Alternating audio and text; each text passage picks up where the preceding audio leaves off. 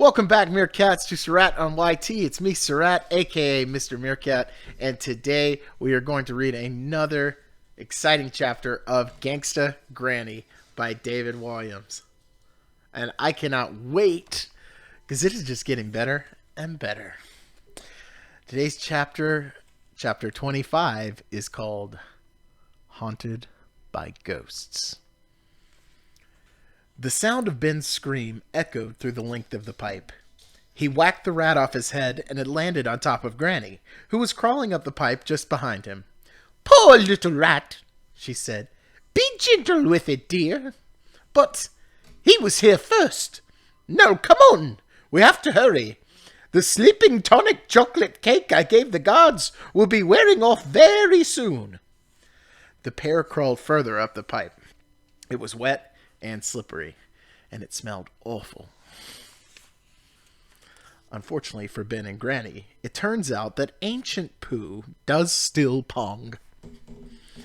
After a while, Ben could see a shaft of gray in all the black. It was the end of the tunnel at last.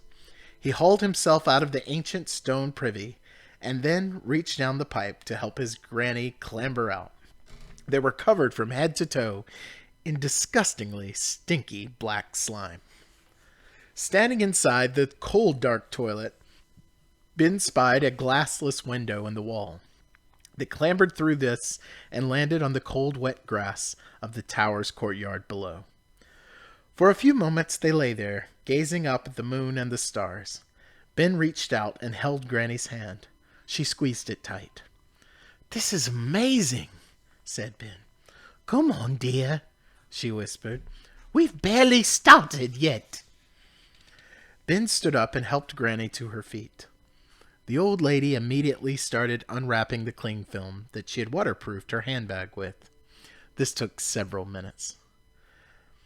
"I think I may have overdone the cling film. Still, better safe than sorry." Eventually, the mile-long roll of cling film was off, and Granny took out a map Ben had cut out of a book in the school library, so the two unlikely thieves could locate Jewel House. It was eerie being inside the Tower of London courtyard at night.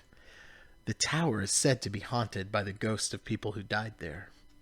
Over the years, several guards have run away in terror, claiming that at the dead of night they had seen the ghosts of various historical figures who had died there. Now, though, there was something even stranger roaming the courtyard. Granny in a wetsuit.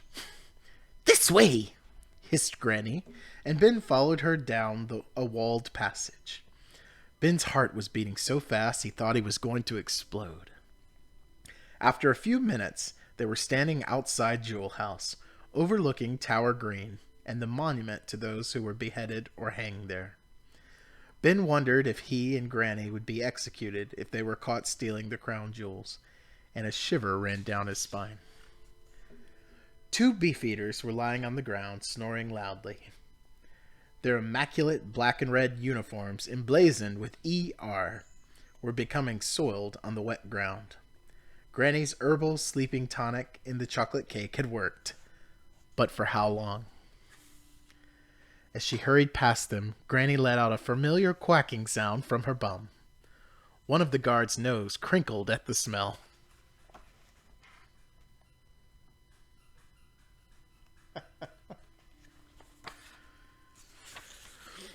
Ben held his breath, not just because of the smell, but because he was afraid. Was Granny's bottom burp going to wake the guard up and ruin everything? An eternal moment passed. Then the guard opened one eye. "Oh no!" Granny pushed Ben back and raised her handbag, as if to clobber the beefeater with it.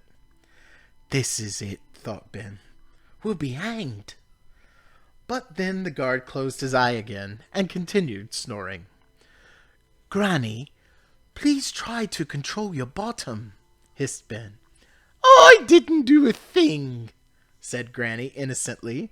"It must have been you." They tiptoed to the huge steel door at the front of the Jewel House.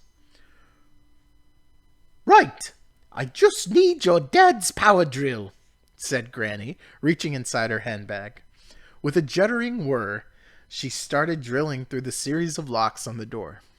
One by one, the metal locks crumbled to the ground. All of a sudden, the guards snored extremely loudly. Zzz. Ben froze, and Granny nearly dropped the power drill. But the guards slept on, and after a few nerve-wracking minutes, the door was finally unlocked. Granny looked exhausted. Sweat was dripping down her forehead. She sat down on a low wall for a moment, and then pulled out a thermos flask. "Cabbage soup," she offered. "No, thank you, Granny," replied Ben. He shifted uneasily. "We better get going before the guards wake up." "Rush, rush, rush. That's all you kids do these days. Patience is a virtue." She poured the last of her cabbage soup down her throat and rose to her feet. "Delicious! Right, let's do this," she said. The huge steel door creaked as it opened, and Ben and Granny entered Jewel House. Out of the dark came a flurry of black feathers, hitting Ben and Granny in the face. Ben was so startled he screamed again. "Shush!" said Granny. "What were they?" said Ben, as he saw the winged creatures disappear off into the black sky. "Bats?" "No, dear, ravens. There are dozens of them here. Ravens have lived at the tower for hundreds of years."